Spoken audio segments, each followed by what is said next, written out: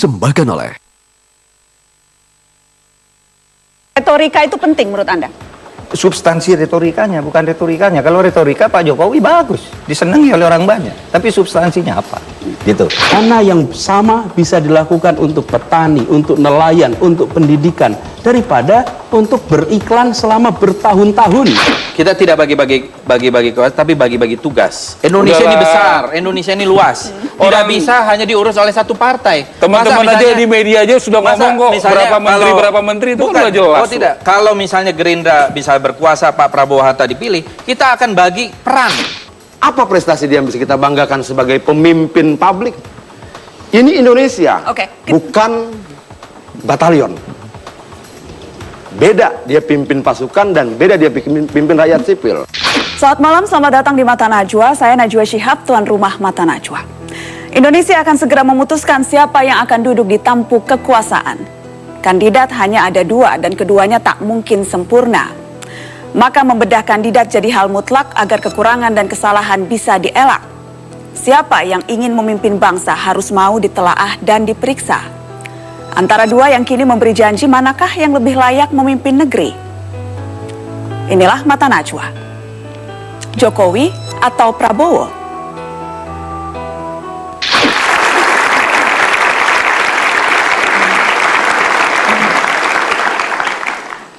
Ya, pemirsa, akhirnya setiap orang harus memilih atas pertimbangan rekam jejak, visi misi, barangkali juga untung rugi. Mengapa memilih Joko Widodo? Mengapa memilih Prabowo Subianto? Mata Najwa mengundang dua tokoh yang sudah menjatuhkan pilihan masing-masing. Muhammad Mahfud MD sebagai pendukung Prabowo dan Anies Baswedan yang menetapkan pilihan pada Joko Widodo. Selamat malam Pak Mahfud, selamat malam Mas Anies. Terima kasih sudah hadir di Mata Najwa. Saya mau ke Pak Mahfud dulu yang katanya 3 hari 3 malam galau.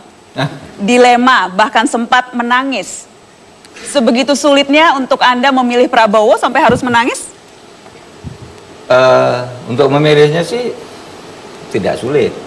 Tetapi ketika harus menghadapi pilihan-pilihan dan tidak mampu menjelaskan secara langsung kepada setiap kawan saya yang berbeda pandangan, karena banyak yang menyambut baik dengan berbagai argumen, tapi banyak juga yang menyatakan jangan, Anda berisiko ke situ gitu. Saya 3 hari itu bertanya kepada teman-teman, kepada guru-guru saya semuanya, sampai pada akhirnya saya ini harus mengambil keputusan dalam situasi yang sudah komunikasi politik terjalin. Ketika Anda katakan resiko, apa resiko yang dimaksud? Resiko banyak, kalau pujian itu juga sangat banyak, tapi ejekan yang kadangkala menyentuh martabat itu kan muncul juga. Kenapa Anda mau mendukung orang ini? Apakah Anda sudah begitu kalap dan sebagainya? Jadi memang prosesnya Anda akui sulit untuk menjatuhkan pilihan? Iya, sulit secara psikologis, bukan secara rasional. Gitu. Saya ingin ke Mas Anies. 3 hari 3 malam galau, meneteskan air mata. Bagi Anda seberapa sulit menjatuhkan pilihan pada Joko Widodo? Simple. Saya melihat masa yang dihadapi Indonesia, kemudian kira-kira pendekatan apa yang diperlukan, lalu tipe pemimpin seperti apa yang diperlukan. Dari sana kemudian sampai pada pilihan Pak Jokowi. Dan saya rasa tidak ada beban moral yang menimpa untuk memilih Pak Jokowi itu dan Pak JK, dan tidak banyak pertanyaan di situ. Yang beban moral maksudnya apakah memilih yang satunya ada beban moral? Paling tidak saya nggak mengalami tekanan moral apapun ketika saya memilih Pak Jokowi. Saya melihat memang Indonesia hari ini sesudah 15 tahun reformasi membutuhkan kebaruan. Karena sudah begitu banyak orang yang selama 15 tahun itu berada di dalam pemerintahan, dalam pimpinan partai politik, dalam suasana di mana rakyat membutuhkan perubahan, tetapi yang muncul justru orang-orang lama atau mereka yang sudah di dalam kuasa 15 tahun. Tapi kan Yusuf Kala juga tadi, kalau Anda katakan kebaruan, apa yang baru dari Yusuf Kala? Ya, jadi disinilah yang menarik. Pak Yusuf Kalla adalah orang yang pernah menjadi wakil presiden. Secara usia juga relatif tua. Tetapi Pak Yusuf Kalla selalu diasosiasikan dengan terobosan, pendekatan baru, pendekatan berbeda. Meskipun kalau hitungan usia, beliau tua. Dan di situ saya melihat pasangan ini lebih tepat untuk memimpin Indonesia ke depan. Oke, saya mau ke Pak Mahfud. Sulit untuk menepis anggapan bahwa Anda kecewa karena akhirnya tidak bisa menjadi pemain dalam pertarungan ini. Karenanya daripada tidak jadi apa-apa, lumayanlah jadi ketua tim sukses. Bagaimana Anda bisa menjelaskan pandangan-pandangan itu? Nah, itu salah satu yang menyebabkan saya agak lama memutuskan. Orang pasti akan mengatakan itu gitu. Saya memang kecewa kepada PKB, tetapi bukan itu alasannya saya pindah ke situ. Kecewanya kenapa? Begini, orang mengatakan saya ini menjadi calon PKB untuk calon wakil presiden. Tetapi sebenarnya tidak pernah itu sebenarnya. Misalnya PDIP menyebut punya 4 calon. Tidak pernah ada dokumen resmi bahwa saya itu calon dari PKB yang diajukan oleh ketua PKB. Tapi Caimin kan bolak-balik menyebut Makanya itu. dia bolak-balik menyebut, tapi sebenarnya tidak pernah. Karena dia mengatakan PKB mengusulkan sekalian nama. Tapi harapan itu kan sempat ada iya, kan makanya, Pak? Iya, memberi harapan, mengusulkan sekalian nama ini Pak Mahfud. Tapi diam-diam dia bilang ke orang lain, ke mitra partai itu, tapi Pak Yusuf Kalla saja gitu loh. Sehingga meskipun saya resmi selalu disebut oleh orang PDIP ini calon-calonnya, PDIP pun tidak pernah menghubungi saya, Jokowi pun tidak. Jadi ini Anda gitu. kecewa pada Caimin sesungguhnya. Ini protes, suara protes Mahfud MD? Sebentar dulu. Oh iya, oke lah, sudah selesai nih. Saya sebenarnya Mohaimin tidak sungguh-sungguh. Sesudah itu saya ketemu dengan Mas Fadlison dan kawan-kawan. Disitulah saya mendengar kemudian bahwa, loh, Mohaimin itu juga menawarkan dirinya ke Prabowo. Ketika diminta oleh Prabowo tiketnya itu, tiket partai, yaudah bergabung dengan saya agar semuanya. Tidak ada Caimin, jadi saya tidak bisa mengkonfirmasikan hal itu, Pak Mahfud. Koordinasi ke anu aja nanti ke Fadlison. Saya harus konfirmasi langsung ke Caimin untuk itu. Dia, iya oke, tapi saya yang wapres gitu. Oke. Sehingga memang saya sengaja ditutup di sana, ditutup di sini, lalu diumumkan sebagai calon gitu. Bagaimana menurut Anda seperti itu? Nah itulah sebabnya lalu saya berpikir, ya, ini orang tidak fair. Sehingga saya katakan ya sudah, nanti saya harus ambil sikap koreksi dia. Dan ini sikap koreksi Mahfud MD dengan menunjukkan saya akan mendukung lawannya siapapun yang didukung oleh Caimin. Iya, tetapi dengan melihat visi misinya dulu, karena visi misi karakter dan apa yang dijanjikan oleh Prabowo dan Jokowi itu tidak lebih jelek. Karena saya ingat Pak Mahfud, argumen, Anda pernah menyebut ada 2 pendekatan, saya mengutip kata-kata Anda, ada 2 pendekatan yang bisa dijadikan parameter untuk menilai seseorang layak atau tidak. Visi misi itu bisa saja dibuatkan orang lain, jadi jangan lihat visi misinya. Itulah sebabnya saya lebih percaya kepada Prabowo membuat visi misinya itu sendiri, karena dia menguasai. Ketika saya tanya visinya, diskusi tentang apa ke depan, hukum. Saya berdiskusi tentang hukum dengan dia. Dia mengerti teori dan mengerti arahnya kemana. Oke. Tapi misalnya kalau ke Pak Jokowi, apa pernah ada yang berdiskusi tentang visinya? Oke, saya akan tanya, kalau gitu ukuran parameter apa? Kalau tadi misalnya kata Pak Prabowo, kata Pak Mahfud, saya sudah mengasosiasikan Anda dengan jagoan Anda Pak Mahfud. Kata Pak Mahfud, visi misi itu bisa dibuatkan, tetapi dia percaya visi misi Prabowo dibuat sendiri. Mas Anies, kriteria apa yang Anda gunakan untuk menentukan Jokowi pilihan Anda? Tantangan yang dihadapi Indonesia hari ini itu tantangan yang masih terlalu banyak sifatnya elementer. Partai apapun, pemimpin apapun yang dia harus selesaikan, pangan, kesehatan, pendidikan, infrastruktur, partai apapun. Jadi di sini agak berbeda dengan misalnya sebuah negara yang basicnya sudah beres. Lalu kemudian ada ekspresi ideologis itu di dalam visi, di dalam misi.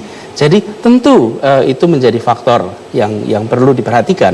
Tapi saya melihat tidak semata-mata visi misi, tetapi saya melihat justru dengan tantangan yang ada sekarang, apakah kita mau menggunakan pendekatan yang itu terus? Menurut saya di situ faktor yang saya lihat penting. Tapi bagaimana Anda bisa yakin bahwa Jokowi juga tidak akan menggunakan pendekatan yang itu juga? Apa yang Anda telisik sehingga Anda percaya?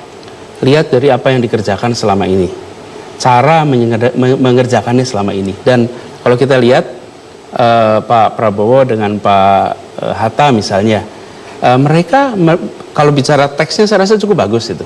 Tetapi kalau lihat perjalanan selama ini, Pak JK dan Pak Jokowi di dalam posisi apapun selalu menggunakan pendekatan yang berbeda. Orang mungkin ada yang mengkritik pendekatan-pendekatannya, tapi faktanya tidak berubah bahwa itu pendekatan yang berbeda. Nah, saya melihat itu justru penting. Jadi saya merasa jadi visi misi Indonesia boleh saja depan, sama, kurang lebih sama, dibuatkan orang atau buat sendiri, tetapi bagaimana menjalankan pendekatannya yang Anda percaya itu berbeda? Ya, saya rasa begini, visi dan misi itu tentu akan menjadi faktor penting. Dan seorang pemimpin bisa memiliki visi misi tapi belum tentu penulisannya, penggarapannya itu selalu sendiri, belum tentu. Karena itu memang sebuah kerja kolektif. Saya melihat tidak menjadi masalah besar semata-mata soal statement misinya, tetapi justru lihat track recordnya, bagaimana pendekatannya selama ini, dan dari situ kemudian kita pilih. Oke, boleh dikasih tepuk tangan untuk dua tokoh ini. Nah, itu kan bergurau saja. Wah, Pak Mahfud tuh dapat lebih dari menteri, kan gitu. Dapat menteri apa? Wah, lebih dari sekedar tapi menteri. dengan kan Pak gitu. Ical juga lebih dari sekedar menteri. Kayaknya kalau bercanda nggak 2 kali deh, Pak. Kalau dengan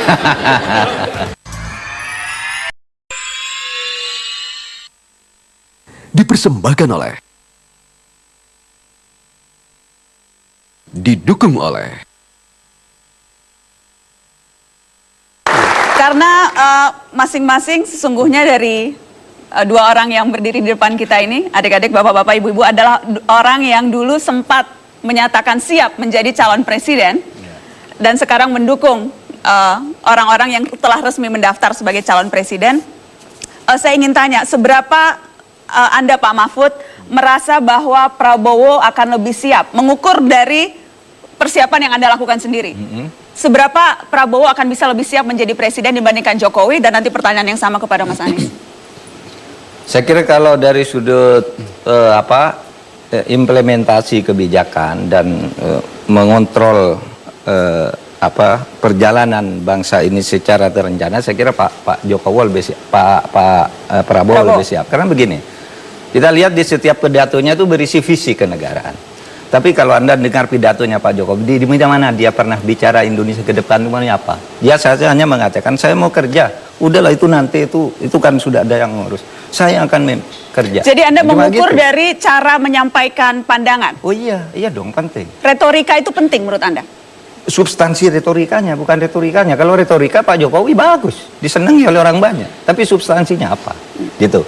Mas Anies, seberapa Anda yakin Jokowi bisa lebih siap menjadi presiden dibandingkan dengan Prabowo? Ya, nomor satu saya garis bawahi, kita tidak sedang mencari orang sempurna. Itu nomor satu. Dan pemilihan presiden ini bukan mencari orang sempurna untuk dijadikan presiden. Hari ini kenyataan politik menunjukkan kita punya 2 pasangan. Lalu di situ kemudian saya melihat 2 pasangan ini dalam konteks Indonesia. Jadi bukan melihat dua-duanya saja dalam ruang hampa, lalu dibandingkan satu sama lain dalam ruang hampa. Tidak. Oke Mas, tapi kalau tadi Pak Mahfud MD mengatakan bahwa bagaimana cara menyampaikan substansi dari retorika. Kalau Anda setuju tidak itu harus menjadi salah satu ukuran untuk menilai kesiapan? Oh ya, saya rasa kalau bicara kesiapan, tentu tentang visi, tentang misi, tentang rencana kerja. Jadi sekarang kenapa menjadi pertanyaan, termasuk pertanyaan kepada calon-calon yang sekarang ada, karena tidak ada proses itu. Yang kita lihat adalah Pak Jokowi sebagai gubernur, kemudian Pak Prabowo sebagai pembina partai yang selama ini memang kemana-mana pidatonya soal Indonesia. Karena Pak Prabowo memang sudah berikhtiar untuk jadi presiden bertahun-tahun lamanya. Rasanya iklannya sudah cukup panjang di media. Saya jadi malah, sudah lebih hafal begitu ya? Satu, lebih hafal dan sudah jelas saya mau jadi presiden. Gitu. Bertahun-tahun kampanye, karena itu semua orang pernah mendengar apa yang dikatakan Prabowo. Kalau yang satu selama ini gubernur. Dan selama gubernur ya menjalankan tugas sebagai gubernur. Baru sesudah dicalonkan, dia mulai bicara tentang Indonesia. Waktu yang dimiliki untuk menjelaskan rencana jelas berbeda. Tapi juga buat saya malah menjadi menarik. Selama ini kita menyaksikan, jika orang menginginkan untuk menjadi sesuatu, maka lakukanlah untuk masyarakat. Lakukan kerja untuk masyarakat. Bukan semata-mata menggunakan dana untuk berkampanye dengan nilai yang fantastis tentunya. Saya sendiri nggak pernah tanya itu. Baik, kira-kira gini saya bilang, kalau Anda ingin jadi pemimpin, lakukan sesuatu bagi rakyat. dana yang sama bisa dilakukan untuk petani, untuk nelayan, untuk pendidikan, daripada untuk beriklan selama bertahun-tahun. Republik ini membutuhkan. Baik. Jadi di situ kemudian kita membutuhkan justru orang yang bukan memburu kekuasaan. Berikan amanat itu justru pada orang yang tidak memburu amanat itu. Saya ingin tanya sesuatu yang personal kaitannya dengan dua tokoh ini. Pak Mahfud, saya waktu itu agak kaget ketika membaca headline Jawa Pos. Saya ingin tunjukkan juga ke pemirsa di rumah dan juga penonton di studio. Dijanjikan jabatan lebih dari menteri. Mahfud MD jadi ketua tim pemenangan Prabowo. Saya kagetnya dua hal, Pak. Pertama, saya bertanya-tanya apa sih yang lebih dari menteri? Terus yang kemudian kedua, kesannya ini seolah-olah memang akhirnya transaksional. Belum lagi yang ditawarkan jadi lebih dari menteri bukan hanya Pak Mahfud loh. Pak Ical juga katanya ditawarkan lebih dari menteri. Nggak ada jabatan lebih dari menteri itu. Yang mengatakan karena Anda loh Pak, ini kutipan kutipan Anda ada di halaman sebelumnya ada. Anda baca enggak itu? Enggak, bukan saya yang mengatakan, itu Mas Duki Baidawi mengatasnamakan saya. Di kutipan Jawa Pos disebutkan dia pokoknya jabatannya lebih dari menteri. Iya, makanya lebih dari menteri itu tidak ada jabatan lebih dari menteri. Jadi apa yang ditawarkan ke Anda? Oleh sebab itu tidak mungkin, karena jabatan menteri, karena di atas menteri itu tidak mungkin saya peroleh. Di atasnya itu kan wakil presiden dan presiden gitu. Maksud saya apa? Ada kesamaan visi. Jadi yang salah menawarkan itu siapa? Ada salah persepsi dari tim Anda untuk memahami apa Pak Prabowo yang salah menawarkan? Nah, itu kan bergurau saja. Wah, Pak Mahfud tuh dapat jabatan lebih dari menteri, kan gitu. Dapat menteri apa? Wah, lebih dari sekedar menteri. Tapi dengan kan Pak Ical juga lebih dari sekedar menteri. Kayaknya kalau bercanda nggak 2 kali deh, Pak. Kalau dengan Nggak, begini, saya katakan kalau soal jabatan menteri yang terpokok hanya beginilah. Saya ini mewakili warga NU. Saya bilang, ada kekhawatiran sekarang di kalangan warga NU. Itu koalisinya Pak Prabowo itu tidak ada NU-nya. Gitu. Padahal NU itu punya kebanggaan selama ini terhadap Departemen Agama. Saya cuma bilang ada orang P3, masa P3 tidak NU? Iya, ya belum campuran tuh, campuran. Dimarahin Pak Ahmad Yani nanti, Pak. Antara NU Parmusi. Dan mungkin P3 pun tidak akan nyalonkan orang NU juga. Sehingga saya katakan, kalau nanti menang Pak, saya ngusulkan calon Menteri Agamanya. Bersama Pak Akil Sirot. Iya katanya. Yang lain-lain jabatan, oh itu bicarakan sudah menang. Ini kan belum menang. Kalau sudah menang baru nanti. Saya tawarkan visi penegakan hukum. Lalu saya diskusi tentang hukum. Ternyata dia ngerti juga teori-teori hukum itu. Jadi Anda menitipkan pesan, bukan menitipkan orang? Bukan menitipkan orang. Bahwa itu nanti akan dengan sendirinya seperti tadi. Oh ya, berarti menitipkan orang juga agama itu, Pak. Dan sebagainya. Iya. Dan itu. Dan jabatan ketua tim sukses itu kan bukan jabatan yang main-main, Pak Mahfud. Itu juga bagian dari pembicaraan mau mendukung asal dapat jabatan ketua tim sukses tidak? Mau mendukung asal jabatan ketua. Enggak, ketika ditemui justru pertama kali saya diminta jadi tim sukses itu. Langsung menjadi ketua? Iya, ini ada Pak Fadlizon. Bahkan begini, Pak Mahfud, di hati kami itu wakil presiden yang paling tepat Pak Mahfud, tapi tiketnya tidak pernah diberikan. Gitu. Sehingga kami ngambil yang punya tiket. Wah, ini bisa bahaya dan saya harus konfirmasi ke Pak Fadlizon nanti. Karena kalau dalam hatinya sesungguhnya mau Pak Mahfud bukan Hatta Rajasa, belum sudah pecah ini berarti. Ya enggak tahu, terserah, tanyakan nanti. Tolong ingatkan saya untuk menanyakan itu ke Pak Fadlizon. Tolong ingatkan saya untuk menanyakan itu. Tanyakan saja nanti, apa benar atau tidak. Baik, Mas Anies, kita juga ada surat yang kemudian Anda sebar ke tim turun tangan. Ada mengapa memilih, judulnya kurang lebih seperti itu. Pilpres, boleh di sinilah saya merasa pasangan lebih sesuai, mereka berdua tidak sepenuhnya kombinasi kebaruan dan sebagainya. Tetapi yang menarik, Mas Anies, ketika kemudian Anda katakan, Anda sebutkan membantu orang baik. Ya. Apakah itu artinya kandidat lain tidak baik? Ya. Saya rasa dua-duanya sama-sama mencintai Indonesia. Mereka ingin melakukan sesuatu untuk Indonesia. Dan di sini saya selalu menggarisbawahi, jangan ambil posisi diam, mendiamkan. Lihat pileg kemarin. Mereka-mereka yang baik itu akan kalah jika orang-orang lain memilih untuk diam. Karena itu kita harus bantu. Nah, saya mendefinisikan orang baik itu tidak mudah. Tetapi paling sederhana katakan orang yang tak bermasalah, kompeten dan baru. Itu yang kemudian saya melihat dalam figur mereka ada. Tidak masalah maksud Anda? Ada hal yang dipertanyakan. Misalnya?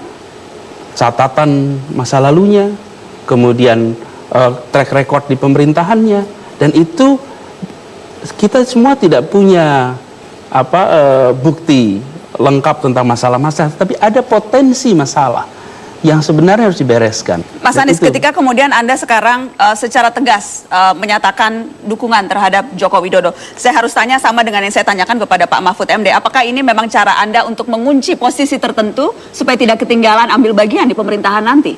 Ya, sebetulnya lebih aman berada di luar sama sekali, tidak usah membela salah satu, dan itu kemudian jaga hubungan baik dengan dua-duanya. Siapa tahu kalau salah satu dapat malah justru bisa mendekat, bukan? Tapi kalau kemudian kita lakukan itu, maka saya tidak konsisten. Karena saya selalu kemarin mengatakan bahwa mari kita terlibat, mari kita turun tangan, mari kita pilih. Dan ketika mengambil sebuah pilihan, tidak harus menjadi musuh. Berbeda itu tidak ada masalah. Lawan debat, teman berpikir. Lawan badminton adalah teman berolahraga. Jadi berbeda pandangan di sini bukan sesuatu yang luar biasa. Jadi saya melakukan ini sebagai kesadaran sebagai warga negara. Saya ambil sebuah pilihan yang saya tidak punya beban untuk menjelaskan, dan saya yakin bila saya sampaikan alasannya masuk akal dan insya Allah bisa dipahami oleh semuanya. Ternyata belakangan baru kita tahu di PAD di Solo itu ternyata menurun di era pemerintahan Pak Jokowi. Kalau nggak jadi wali kota terbaik di dunia. Nggak, itu kan karangan aja. Kalau itu kan karangan. Coba tanya warga Solo dan rakyat.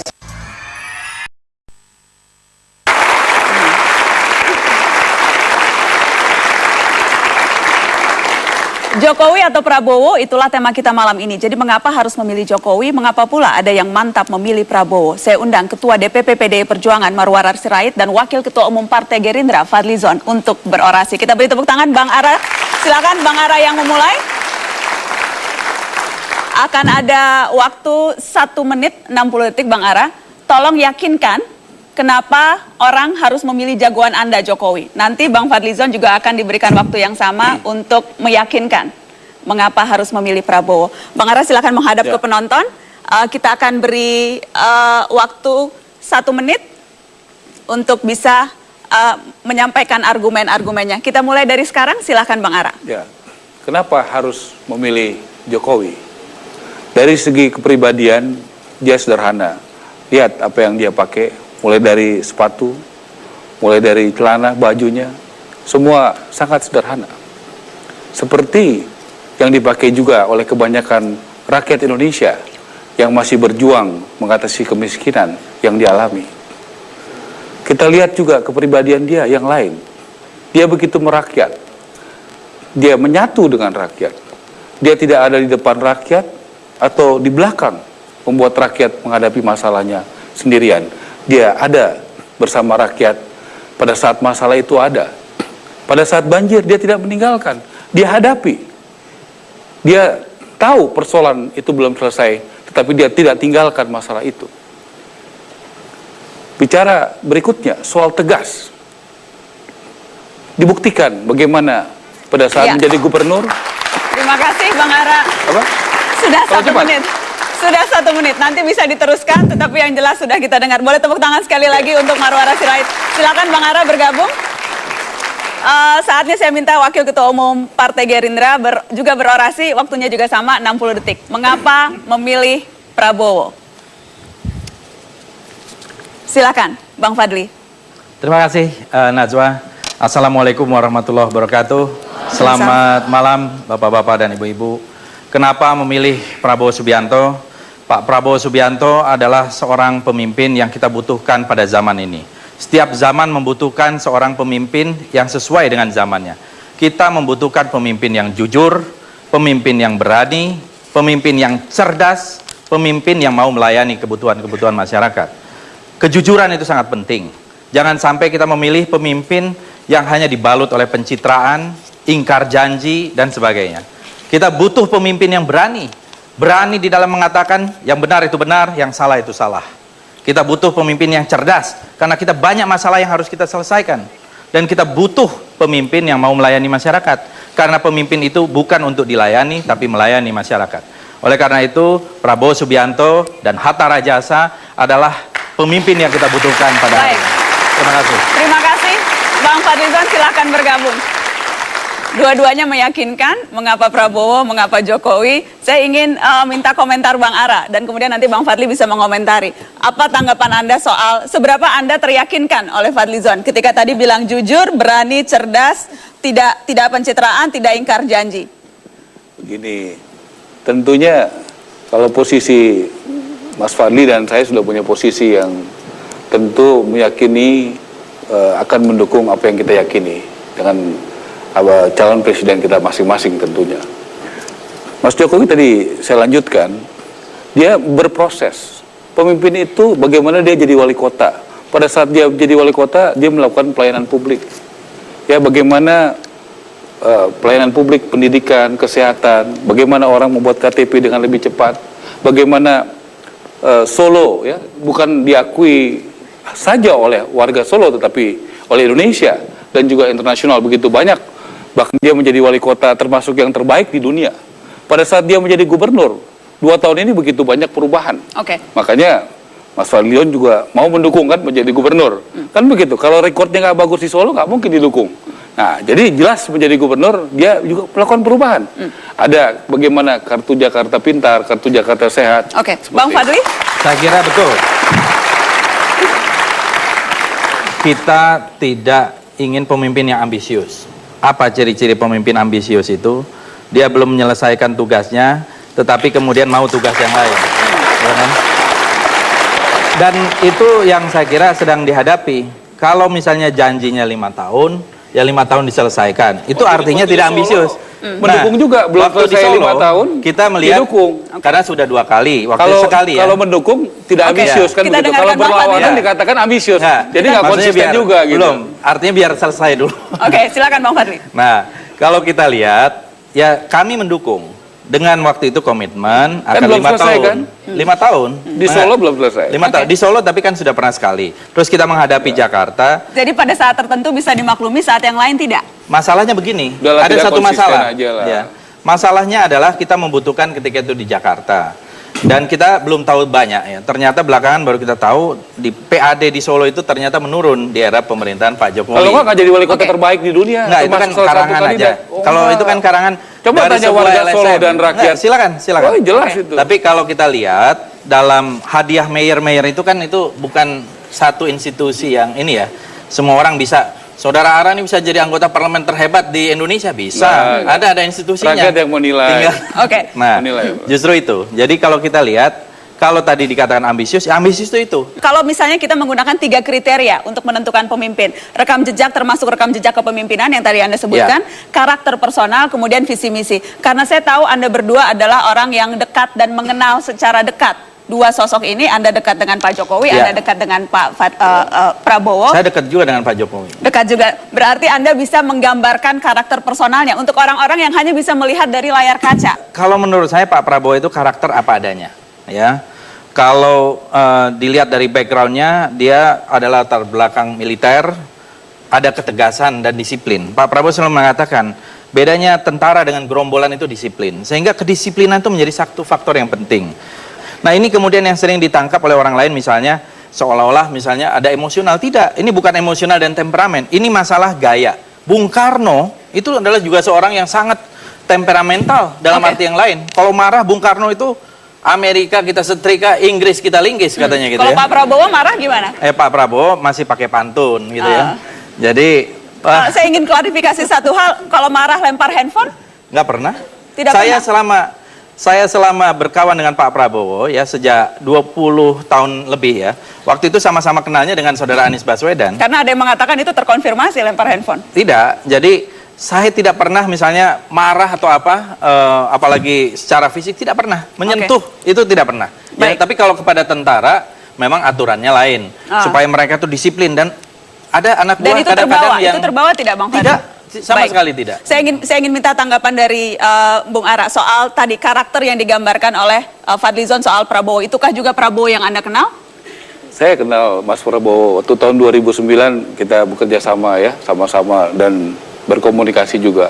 Rakyat saya rasa dengan bantuan media sosial, media dan sebagainya, ini sudah begitu banyak terbuka dan tahu bagaimana kepribadian antara Mas Prabowo dan Mas Jokowi. Ada salah satu yang kemudian sempat disebut masuk dalam persepsi orang terhadap sosok Prabowo dan juga Jokowi. Saya akan sebutkan yang Prabowo dan nanti yang Jokowi. Disebutkan temperamental dan terkadang melakukan kekerasan. Anda sependapat dengan persepsi itu?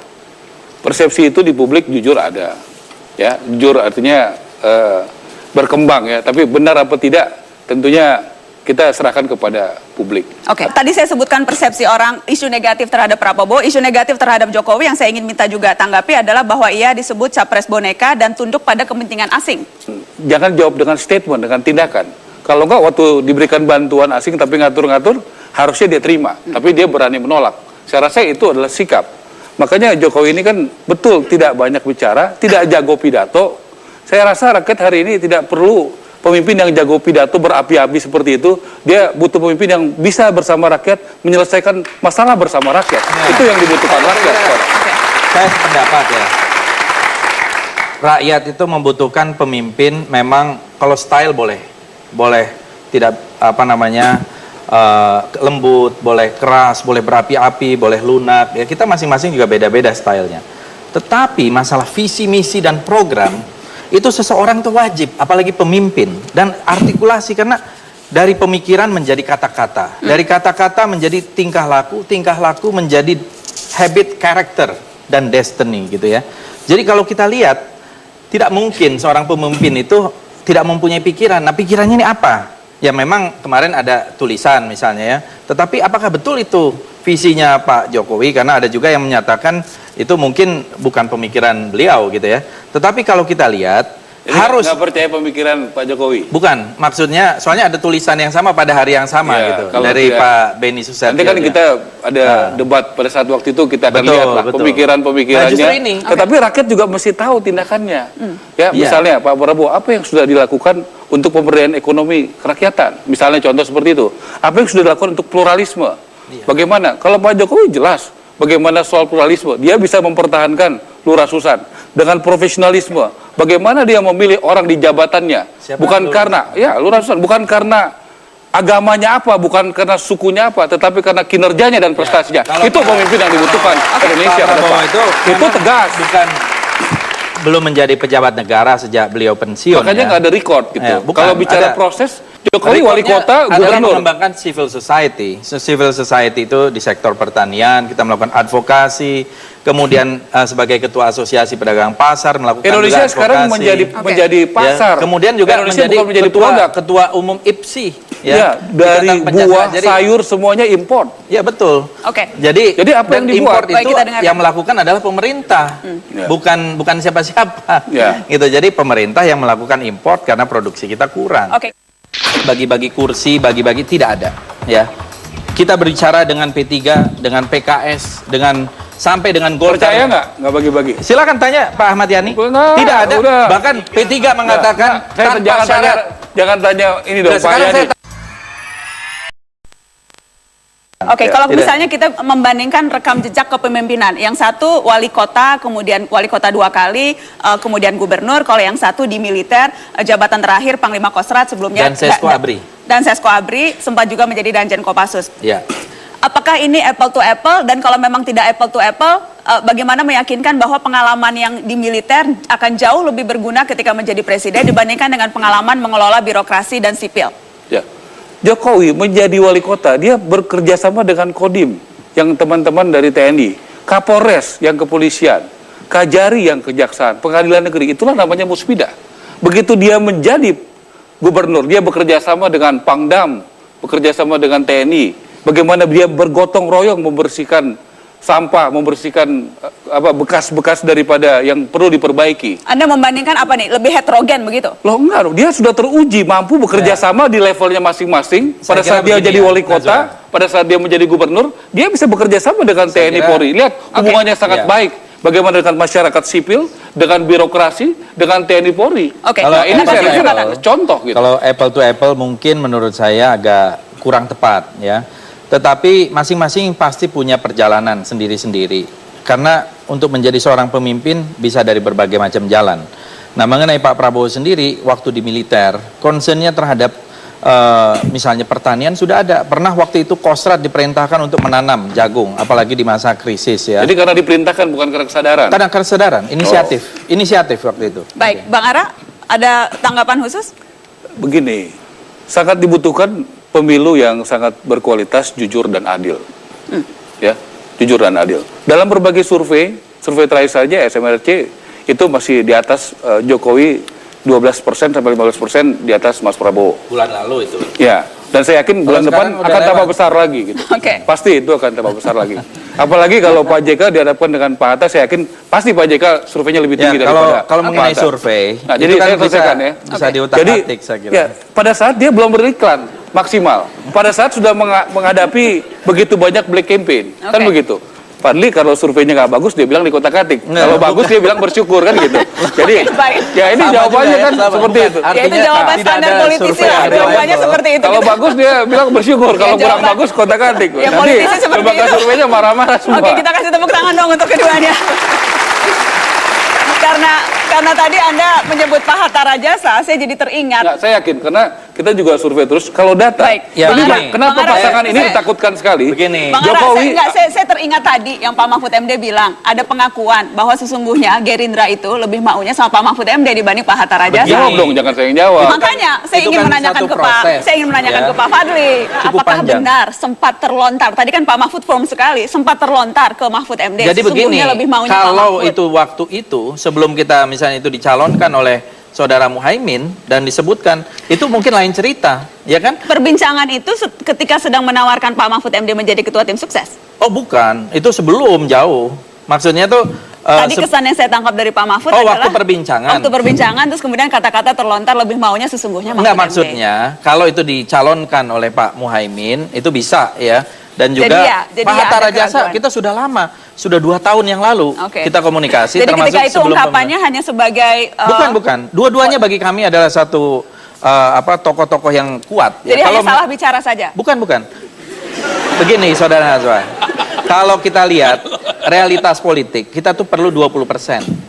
Dan tidak ada satu partai politik pun. Kan targetnya tenda besar. 20%. Makanya 40%. Semuanya masuk. Kemudian ya kita akhirnya berhasil kan apa yang saya sampaikan dulu tentang koalisi tenda besar. Ternyata menjadi kenyataan. Nah, itu ya, dan alhamdulillah. Kalau kita koalisi dengan rakyat. Kita tidak ada bagi-bagi menteri. Tidak ada janji-janji. Kita juga tidak ada bagi-bagi menteri. Tidak ada kita bagi-bagi punya pengalaman kursi. bagaimana Setgap ini tersandra. Kan begitu banyak agenda-agenda. Kita tahu begitu banyak. 6 partai ada di DPR, ada di Setgap itu. Tetapi berbeda soal mafia pajak berbeda, soal senturi berbeda, ya, tapi soal kan tetap kenaikan koalisi BBM. kan, walaupun tidak berani justru menyebut itu, koalisi. Makanya kita memilih berkoalisi yang ramping. PDIP kan nggak ada koalisi. Loh, saya katakan tadi dengan rakyat. Enggak, kita yakin PD Perjuangan katanya itu loh. Coba, ini kasih contoh aja ya. Di Jakarta. Kerjasama. Di Jakarta, contoh Jokowi dan Ahok, ya itu cuma 17% PD Perjuangan dan Gerindra. Bisa APBD jalan, kebijakan jalan karena juga sempat terlunta-lunta. Misalnya kita yakin kalau benar transparan rakyat pasti di belakang sama Jokowi. Nggak peduli jumlahnya berapa. Misalnya itu ada penundaan terhadap APBD. Partai politik memang mencari kekuasaan. Apa yang salah kalau sebuah partai politik menjanjikan bagi-bagi kekuasaan? Caranya dong. Kalau kita sudah bagaimana dengan berbagai macam partai. Caranya kemudian komunikasi politik wajar dong, saling nempel, saling menawarkan itu sangat wajar. Mau seperti yang terjadi sekarang ini di parlemen tidak efektif. Coba lihat teman-teman sekarang. Bagaimana juga sekarang sangat berhati-hati ya Demokrat dalam posisi netral melihat posisi seperti sekarang. Saya pikir ini suatu hal yang realitas kita belajar dari pengalaman ini. Saya pikir semua calon presiden akan belajar dari pengalaman ini. Kalau koalisi itu berdasarkan bagi-bagi kekuasaan, ya akhirnya terjadi itu yang Anda lihat terjadi pada Prabowo dan Gerindra? Kita tidak bagi-bagi kekuasaan, tapi bagi-bagi tugas. Indonesia ini besar, Indonesia ini luas. Tidak bisa hanya diurus oleh satu partai. Teman-teman aja di media aja sudah ngomong kok berapa menteri itu kan udah jelas. Oh tidak, kalau misalnya Gerindra bisa berkuasa, Pak Prabowo Hatta dipilih, kita akan bagi peran, kita bagi kekuatan, kita bagi. Jadi bukan bagi-bagi kursi. Tadi dipertanyakan adalah bagaimana bisa meyakinkan bahwa tidak terjadi transaksi koalisi. Ketika yang tampak adalah Golkar 11 menteri, Perdana Menteri, dijanjikan lebih dari menteri, itu yang tampak di permukaan. Bagaimana meyakinkan tidak dagang sapi? Tidak pernah secara resmi atau mengatakan bagi-bagi kursi, bagi-bagi, tidak ada. Ya. kita berbicara dengan P3, dengan PKS, dengan sampai dengan Golkar. Percaya nggak bagi-bagi? Silakan tanya Pak Ahmad Yani. Enggak, Tidak ada. udah. Bahkan P3 mengatakan tanpa syarat. Jangan tanya ini dong. Nah, sekarang saya tanya, percaya nggak bahwa di PDI tidak ada bagi-bagi kursi? Wah, PDI pasti tidak? enggak. Gitu. Kalau PDI Perjuangan bagi-bagi kursi, pasti banyak partai yang ikut dengan PDI Perjuangan. Gitu. Itu pasti. Oh, saya kira bukan itu. Percaya atau tidak? Percaya atau itu. Kalau Baik. kita memilih membagi-bagi kursi, pasti banyak yang ikut PDI Perjuangan. Percaya atau Kenapa? tidak nanti? Jokowi Pilpres surveinya paling tinggi, JK paling tinggi, digabung. Waduh, bagi-bagi Ya, lagi. silakan nanti Tapi kita rakyat. tidak melakukan itu. Silakan rakyat yang Nah, akan itulah menilai. rakyat Ya kan? yang Silakan menilai. yang menilai. Jadi kita Rakyat yang tidak menilai tergantung. pada 9 Juli nanti. Pada 9 Juli. Pada 9 Juli rakyat yang menilai. Tepuk tangan. Bagaimana menghidupkan lahan-lahan tidur kita yang tidak bermanfaat itu pada waktu dia mungkin dia bangkitkan itu menjadi Pada lahan akhirnya dia produktif. berhenti dipecat. Jokowi belum pernah dipecat.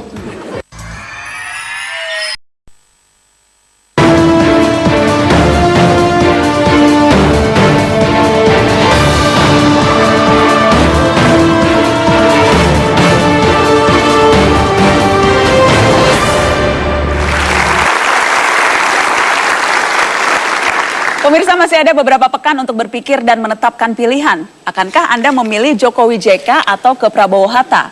Sebagai salah satu referensi, saya beri kesempatan 2 orang untuk berorasi. Giliran politikus dari P3, Ahmad Yani, yang akan berorasi. Kita berikan sambutan. Majelis Pakar DPP P3. Bang Ahmad Yani, Anda punya waktu seperti yang tadi sebelumnya, 60 detik. Silakan, Bang Ahmad Yani. Bismillahirrahmanirrahim. Assalamualaikum warahmatullahi wabarakatuh. Salam. Saudara-saudara sebangsa dan setanah air, ada beberapa hal yang ingin kita kemukakan pada kali ini. Sebagaimana tadi telah dikemukakan oleh panelis-panelis yang pertama, baik itu Pak Mahfud maupun Mas Anies Baswedan, ada persoalan-persoalan besar yang dihadapi bangsa Indonesia hari ini dan ke depan. Dan oleh karenanya, kita membutuhkan figur pemimpin yang punya gagasan, ide-ide besar. Kita butuh pemimpin yang punya ambisi, bukan ambisius. Yang kita butuhkan adalah pemimpin yang tegas, pemimpin yang jujur, pemimpin yang apa adanya, bukan pemimpin yang tidak genuine, pemimpin yang dipoles, pemimpin yang dibuat sedemikian rupa dengan pencitraan-pencitraan yang tidak sesuai dengan yang sesungguhnya. Oleh karena itu, Indonesia ke depan adalah membutuhkan pemimpin yang berani menegakkan. Baik. Terima kasih Bang Ahmad Yani. Silahkan duduk di samping sini sambil saya memberikan kesempatan kepada Adian Napitupulu, caleg terpilih dari PDI Perjuangan Dapil Jawa Barat 5. Silahkan Bung Adian Napitupulu, politikus PDI Perjuangan. Waktu Anda juga 60 detik, 1 menit. Mengapa memilih Jokowi? Ya, silahkan Bang. Ya, Jokowi itu jawaban dari harapan-harapan kita yang sudah capek dan kekerasan, capek dengan penculikan, intimidasi, ancaman dan sebagainya. Jokowi adalah jawaban dari penantian kita sekian lama selama 16 tahun yang sudah letih menanti tentang lahirnya seorang pemimpin baru yang memang akan mampu membuat Indonesia menjadi baru. Bukan Indonesia baru dan pemimpin yang lama tentunya. Jokowi adalah jawaban dari semua persoalan.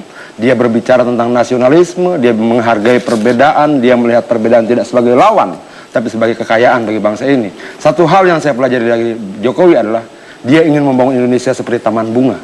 Ada warna merah, ada warna kuning, ada warna putih, dan semua hidup berdampingan tanpa menggunakan kekerasan satu dan yang lain. Jokowi adalah jawaban dari semua mimpi-mimpi kita. Jokowi adalah karunia yang harus kita perjuangkan, dan yang pasti kalau Jokowi presiden. Oke. Sudah selesai Bang Adian. Terima kasih. Kita bisa lanjutkan perbincangannya di meja. Apakah Anda ada tanggapan khusus ketika tadi disebutkan bahwa rekam jejak masa lalu itu yang mungkin akan bisa mempengaruhi persepsi orang terhadap Prabowo? Saya kira tidak ada menjadi beban persoalan masa lalu Pak Prabowo atau Mas Prabowo sudah clear dan sudah selesai, ya kan? Kan ini kan selalu dikaitkan menjadi isu 5 tahunan sekali. Pada waktu berpasangan Ibu Megawati dengan Pak Prabowo kan isu tentang pelanggaran HAM kan tidak terungkit, tidak terangkat. Kok sekarang mulai diangkat persoalan seperti itu? Pak Prabowo sudah menjalani proses yang ada, ya kan? Kalau diangkat isu tentang peristiwa Mei, peristiwa penculikan, sudah melalui tahapan-tahapan proses, ya kan? Sudah diadili melalui Dewan Kehormatan Majelis Tinggi Militer, sudah prosesnya sudah ada, yang sudah penculikannya sudah dilakukan, sudah proses hukum yang sudah clear seperti itu. Nah, kenapa proses Pak Prabowo itu clear? Itulah menyebabkan menurut pandangan saya Ibu Megawati mengambil Pak Prabowo menjadi pasangannya pada periode yang sebelumnya. Mengapa itu harus terus menjadi persoalan ketika sebelumnya toh PDI Perjuangan juga sudah mengambil Prabowo sebagai wakil? Yang menjadikan itu persoalan kan sebenarnya bukan partai, tapi negara. Negara menyampaikan bahwa Prabowo terindikasi dalam beberapa peristiwa pelanggaran HAM. Negara yang saya maksudkan adalah Komnas HAM. Itu bukan pernyataan partai politik, bukan pernyataan NGO, itu pernyataan Komnas HAM. Komnas HAM itu lembaga negara yang dibiayai oleh negara. Jadi kalau misalnya kemudian sampai hari ini misalnya Komnas HAM menyampaikan pernyataan bahwa Prabowo itu musuh bagi umat manusia, itu bukan pernyataan adian. Itu bukan pernyataan PDI Perjuangan. Sekali lagi, itu pernyataan salah satu lembaga negara yang dibiayai dari pajak rakyat. Ada hal yang berbeda antara berpikir besar, bertindak besar, dan bicara besar. Menurut saya, Jokowi berpikir besar dan dia bertindak besar. Yang lain bicaranya saja yang besar, tindakannya kita belum tahu. Joko Widodo dan Prabowo Subianto merupakan dua orang capres yang akan melaju di Pilpres 9 Juli mendatang dan resmi sudah mendaftar di KPU. Rekam jejak dan juga sepak terjang mereka sudah banyak diberitakan di media-media. Namun seperti apakah penilaian dari kalangan masyarakat sendiri terhadap kedua nama ini? Tentunya akan beraneka ragam. Reformatif, fenomenal, sederhana ya, belusukan, Bagus, kalem, menuju kotak-kotak, belusukan. tegas, Berani, kontroversial gitu, tegas. paham. Handsome, macan.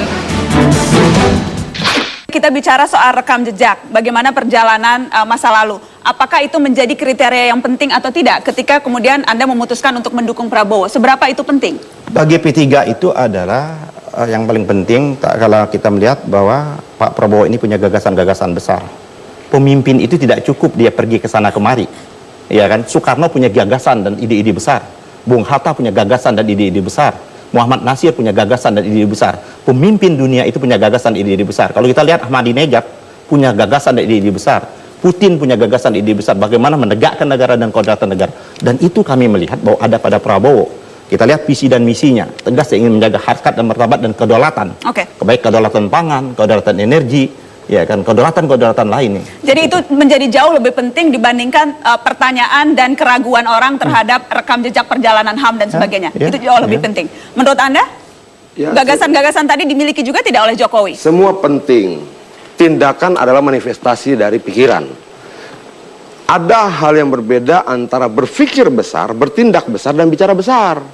Menurut saya, Jokowi berpikir besar dan dia bertindak besar. Yang lain bicaranya saja yang besar, tindakannya kita belum tahu. Nah, kenapa? Contohnya misalnya begini. Di Solo, Jokowi pemilihan pertama. Pemilihan kedua dia di Solo, dia dipilih 90% rakyat Solo. 90% lebih rakyat Solo. Artinya rakyat melihat hasil karyanya. Nah, Prabowo apa karyanya? Yang saya tahu misalnya, ya nanti saya bilang karya-karya yang kembali lagi pada pelanggaran-pelanggaran, ada yang marah. Kan seperti itu. Tapi karya dia membangun satu kota. Apa? Karya Jokowi sudah teruji, dia bangun Solo. Dia pindah ke Jakarta, terpilih. Dia lakukan beberapa kerja besar. Contohnya misalnya, kemarin ketika Jokowi belum menjadi gubernur, Jakarta sangat macet. Saat sekarang masih macet, Bang Adian. Tingkat kemacetan sudah berubah dari 12 km per jam jadi 19 km per jam. Artinya ada perubahan. Maksud saya kita bicara berdasarkan data. Jangan berdasarkan emosi. Memang ciri-ciri orang mau kalah emosi, tidak apa-apa. Baik. Saya akan potong di situ karena saya ingin lempar ke Bang Ahmad Yani. Kalau tadi dikatakan Jokowi sudah membuktikan karena membangun kota. Apa pembuktian dari Prabowo? Saya kira jelas trik record Pak Prabowo dan dia memang belum pernah memegang jabatan yang bersifat sipil seperti itu. Dalam kemiliteran jelas bagaimana membangun sebuah institusi militer dan gagasan-gagasan dia pada waktu dia masih di dinas kemiliteran. Nah, tapi saya ingin... Adakah yang bisa spesifik disebut apa yang Tadi dibangun? sudah disebutkan pada waktu dia bagaimana menghidupkan lahan-lahan tidur kita yang tidak bermanfaat itu pada waktu dia mungkin dia bangkitkan itu menjadi Pada lahan akhirnya produktif. dia berhenti dipecat. Ingat, Jokowi belum pernah dipecat. Prabowo sudah. Nah itu kan jadi alat ukur kita. Bagaimana? Ya, Pak Ahmad, saya kira itu proses mekanisme yang ada. Proses mekanisme ada. Kita mau tanya seperti ini.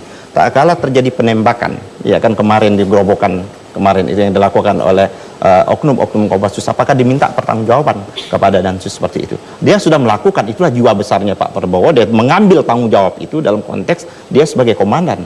Tapi kan dia belum Jadi ada itu fakta hukum, itu kelebihan. Dia belum ada fakta plus. hukum yang ada yang menyatakan hari ini, fakta hukum, keputusan hukum menyatakan Pak Prabowo terlibat seperti itu. Bung Adian? Loh, pemecatan itu sebuah fakta hukum dalam proses pengadilan tinggi militer. Kan jelas. Nah, kita bandingkanlah satu sisi gini. Orang bilang Jokowi tinggalkan Jakarta. Tidak pernah Jokowi ingin tinggalkan Jakarta. Dia ingin tetap menjaga, membangun Jakarta. Tidak dari balai kota, tapi dari istana negara. Nah, artinya bahwa prestasi-prestasi itu tidak bisa dipungkiri. Kalau dikatakan Sulu pembangunan, kita nggak melihat juga bahwa Bukan, Sulu, bukan tadi kan saya ingin menyatakan, katakan ada prestasi, saya tidak melihat bahwa pembangunan Sulu itu betul-betul mercusuar. Tingkat dari PAD, tingkat APBD semakin menurun kalau kita mau lacak sudah data-data statistik. Kalau kita mau lihat Jakarta, apa yang dilakukan, janji-janji apa yang sudah ditepati hari ini, ya kan? Banjir masih terjadi di mana, kemacetan semakin macet hari ini, ya kan? Kalau dulu kemacetan itu menurut saya semakin macet. Orang yang tidak Tadi punya datanya 19 km. orang yang tidak punya akal sehat saja yang menyatakan Jakarta tidak macet seperti ini. Pakai data. Jadi orang yang tidak berakal sehat saja yang menyatakan Jakarta tidak macet pada hari ini. Anda pakai perasaan, saya pakai data. Itu bedanya kita.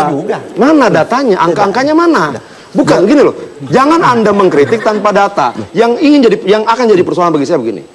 Ketika Prabowo menang nanti, dia menjadi panglima tertinggi angkatan bersenjata darat, laut, dan udara. Lalu dia akan melantik sekian banyak jenderal. Repotnya, yang jenderal-jenderal dilantik itu dilantik oleh tentara yang pernah dipecat. Nah ini akan jadi persoalan berikutnya. Dan itu harus dijawab oleh Anda. Bagaimana? Saya kira kita bicara masa lalu, ya kan? Betul. Tapi bahwa itu, kalau tadi analoginya itu, melantik, orang yang melantik itu problem tidak? Tidak problem. Tidak Ya, problem. Kenapa tidak problem? Tidak problem. Itu ada proses yang lalu yang sudah dia lalui. Adalah proses yang sekarang. Sekarang ini bagaimana yang kita butuhkan itu pemimpin punya gagasan besar, pemimpin punya ide-ide besar, dia mampu. Tapi bukan pemimpin hanya cukup dengan pencitraan. Lo orang ketemu rakyat kok pencitraan. Pencitraan itu naik kuda. Itu pencitraan. Ketemu rakyat naik helikopter, itu pencitraan. Loh kalau dia pakai kemeja apa adanya, sepatu apa adanya, itu keberpihakan, bukan pencitraan. Keberpihakan pada rakyat yang dia tahu sebagian besar masih hidup dalam kemiskinan. Terus Prabowo apa prestasinya? Apa prestasi dia yang bisa kita banggakan sebagai pemimpin publik? Ini Indonesia, bukan batalion. Beda dia pimpin pasukan dan beda dia pimpin rakyat sipil. Oke, mungkin beberapa karya dia di pemerintahan bagus, walaupun berakhir buruk dalam pemecatan. Nah, lalu karya dia bagi rakyat sipil apa? Memangnya sama memberikan perintah dan instruksi pada prajurit dan memberikan perintah dan instruksi pada rakyat sipil? Beda. Nah, dia belum pernah memimpin institusi sipil seperti yang pernah dilakukan oleh Jokowi. Lalu apa harapan kita? Oleh karena itu, beri kesempatan dia untuk memimpin kali ini. Ya kan, dengan gagasan-gagasannya. Maksudnya buat uji coba, bukan gagasan, bukan dia memberikan gagasan, ya kan? Dia bagaimana ingin membangun yang namanya kedaulatan di bidang pangan. Bagaimana? Dia bahkan mau bangun dengan kedaulatan energi, itu ide dan gagasannya Prabowo, tidak ide yang berdasarkan masukan dari berbagai macam. Dia diskusikan bagaimana proses penegakan hukum, itu genuine ide. Pemimpin besar itu dengan ide dan gagasan besar. Saya pikir dia memberikan harapan pada banyak kaum perempuan ya. Karena dia butuh ibu negara tentunya. Bagaimana kemudian visi misi dan juga agenda kerja khusus untuk pemberantasan korupsi? Kita akan lihat sama-sama sekilas visi misinya dan kita akan bahas khusus itu, pemberantasan korupsi. Komitmennya sama-sama punya komitmen akan memprioritaskan pemberantasan korupsi, konsisten, terpercaya. Kalau agenda kerja Pak Prabowo Anda bisa baca mencegah pemberantasan korupsi, kolusi dan nepotisme. Spesifik tentang KPK, KPK harus dijaga sebagai lembaga independen yang bebas dari pengaruh kekuatan politik. Itu kata Jokowi JK. kata Prabowo Hatta, memperkuat peranan KPK dengan menambah tenaga penyidik dan fasilitas penyelidikan. Di atas kertas, komitmen terhadap pemberantasan korupsi maupun komitmen terhadap penguatan institusi KPK itu sama. Apa bedanya? Nih, yang di poin ini jelas, kami akan mencegah dan memberantas korupsi, kolusi, nepotisme. Inilah kenapa gerakan 98 adalah ingin betul memberantas yang namanya kolusi dan nepotisme. Ya kan, ini satu rangkaian. Boleh kasih tepuk tangan Pak Ahmad Yani. Bung Adian, Anda melihat ada pembeda atau hanya gramatikal atau memang tidak ada kolusi, karena tidak ada kolusi dan nepotisme maka itu bukan hal yang penting untuk Jokowi JK? Sebenarnya semuanya penting, tapi yang terpenting bukan apa yang tertulis, tapi bagaimana tindakannya. Misalnya begini, tanggal 16 Mei kemarin habis-habisan lah Prabowo memuji Surya Dharma Ali. Kemarin ditangkap Surya Dharma Alinya. Nah, dia bilang harus dicontoh bagaimana Surya Dharma Ali mengelola mekanisme haji kita. Kemarin malam menjadi tersangka. Nah, maksudnya artinya bahwa inilah kelebihan Jokowi. Dia tambahkan konsisten dan terpercaya. Itu yang tidak ada di sebelah. Artinya bahwa tanggal 16 dia bicara seperti itu, 10 hari kemudian apa yang dianggap, yang dia anjurkan pada rakyat untuk jadi contoh, justru jadi tersangka pidana korupsi. Oke. Karena itu Anda sudah menyebut SDA dan itu adalah ketua umum partainya Pak Ahmad Yani, Anda harus komentar. Saya kira terlalu prematur, ya kan? Oleh karena itu kami P3 sangat bukan. Anda menyatakan sebenarnya ini adalah proses hukum lagi sedang berjalan, ya kan? Kita hormati, kita dukung. Saya ingin menutup dengan ton yang lebih positif. Saya ingin masing-masing dari Anda, saya sempat mengajukan pertanyaan ini ketika memandu debat Gubernur Jakarta putaran kedua antara Jokowi melawan Foke. Pertanyaannya sederhana, apa hal yang positif dari lawan Anda? Jadi saya minta menutup dengan ton yang positif. Apa yang positif dari Pak Prabowo menurut Adian? Apa yang positif dari Jokowi menurut Ahmad Yani? Yang positif bahwa PDIP, ya kan, telah mencalonkan Pak Jokowi sebagai capres. Tentunya dengan pertimbangan-pertimbangan tertentu, ya seperti itu. Ya nanti biarkan rakyatlah memberikan penilaian akhir. Ya, kita memberikan apresiasi, ya kan. Kita mengalami kesulitan juga kalau tidak ada Pak Jokowi, ya kan. Nggak mungkin Pak Prabowo bertanding sendiri. Ya, kan, jadi yang positif dari Jokowi apa? Ya, saya kira PDIP telah menetapkan itu dan kan PDIP-nya, dari Jokowinya? Ya itu saya mau kemukakan tadi. Ya. Tidak ada yang positif dari Jokowi? Ada pasti, manusia itu pasti ada plus minus. Ya itu apa? Saya kemukakan ya, Pak Jokowi kan hobinya belusukan, ya kan. Cuman saya bayangkan kalau dia jadi presiden Indonesia, apakah selesai 5 tahun dia belusukan ke seluruh Indonesia? Ini diminta positif malah kritik juga. Baik. Positif itu kan. Itu positif ya. Tepuk tangan dong untuk positif versi Ahmad Yani. Dari Adian, apa yang positif dari capresnya Pak Ahmad Yani? Apa yang positif dari Prabowo? Ya, dia pengurus kuda yang baik. Dan saya pikir apa yang lebih dari itu? Tadi dikatakan hobi belusukan. Ada dong yang bagus. Selain pengurus kuda yang baik? Hal yang lain ya, saya pikir dia memberikan harapan pada banyak kaum perempuan ya. Karena dia butuh ibu negara tentunya. Oke, baik. Terima kasih sudah hadir di Mata Najwa malam hari ini. Terima kasih kepada semua sudah hadir. Selamat malam Bung Adian. Terima kasih. Terima kasih.